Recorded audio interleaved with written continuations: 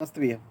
देसी एनालिसिस में आज बात करेंगे curious case of Sameer Wankhede, Sameer Dawood Wankhede या दहिंदव वानखड़े।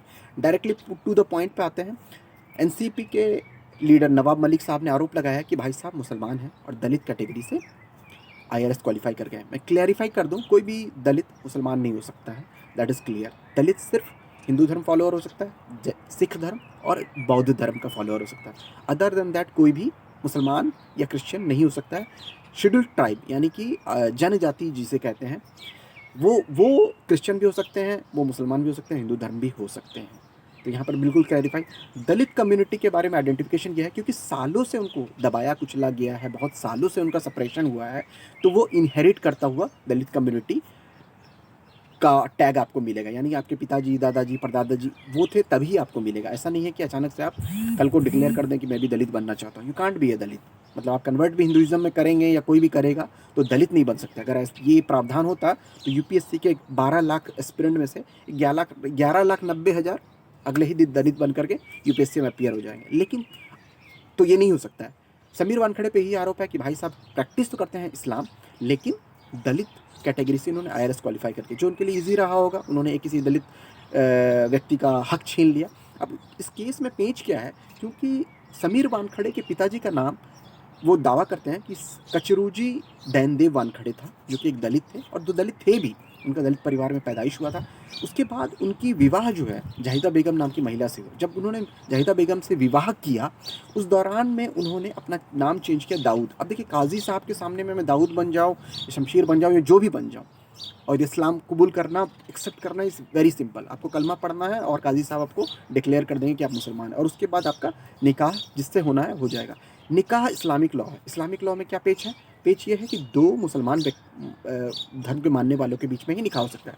अगर आपको इसके अलावा भी शादी करनी है तो स्पेशल मैरिज एक्ट है, लिविंग रिलेशनशिप है। किसी अन्य विधि से आप रहिए, आप कहिए हम नहीं मानते हैं, हम अपना मतलब जो है, जो मुझे मानना है वो मानेंगे, पूरी स्वतंत्रता है। लेकिन अगर आप निकाह करेंगे तो दो मुसलमान व्यक्ति का ही निकाह हो सकता है। तो यहाँ पर उन्होंने कन्वर्ट करके अपने आप को मुसलमान बनाया, और उसके बाद से दावा ये भी किया गया कि पूरी तरह से इस्लामिक लॉ को फॉलो करते थे, मस्जिदों में जाते थे, नमाज़ पढ़ते थे। इनका बेटा भी, मतलब समीर वानखड़े साहब भी नमाज़ पढ़ते थे, कब्रिस्तान जाते थे, सब कुछ इनका इस्लामिक लॉ के हिसाब से। तो जिस क्षेत्र में ये रहते हैं बिल्कुल मुसलमानों का बहुल क्षेत्र है, और वहाँ पर वो उसी तरह से एक मुस्लिम फैमिली की तरह रेप्यूटेड थे। ये बात इससे भी प्रूफ हुआ कि जिनके साथ इनकी पहली शादी हुई तो उन्होंने बताया कि हमने अपने लड़की की शादी एक इस्लामिक परिवार में ही किया था, और वो लड़की भी डॉक्टर है। कायदा अरेंज मैरिज था। काफ़ी बातचीत के बाद उनकी शादी हुई। निकाहनामा कराने वाले काजी साहब का भी दावा है कि मैंने दो मुसलमान व्यक्तियों के बीच में ही निकाहनामा लिखा था, ना कि किसी दलित और किसी मुस्लिम महिला के बीच में। तो यहाँ पर ये 2-3 प्रूफ है। लेकिन क्या इससे समीर वानखड़े का केस कमज़ोर पड़ जाता है?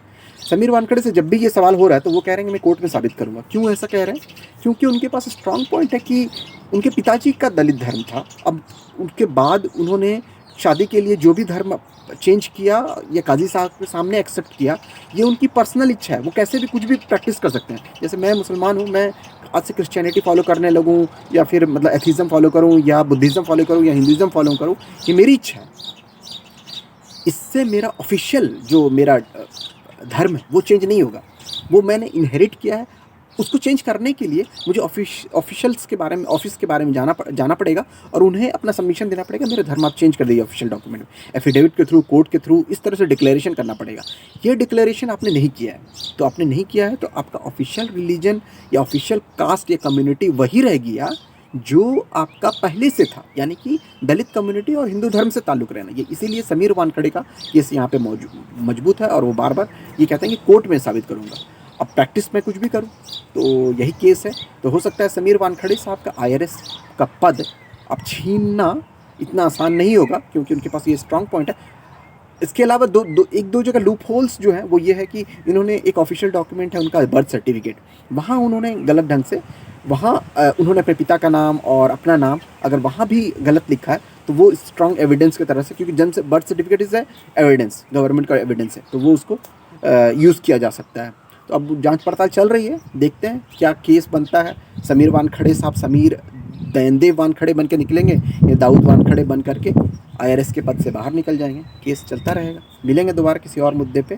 तब तक curious case of Sameer Wankhede clear हो गया आप लोगों का, एकदम कॉन्सेप्ट क्लियर। तो बस मिलते हैं दोबारा।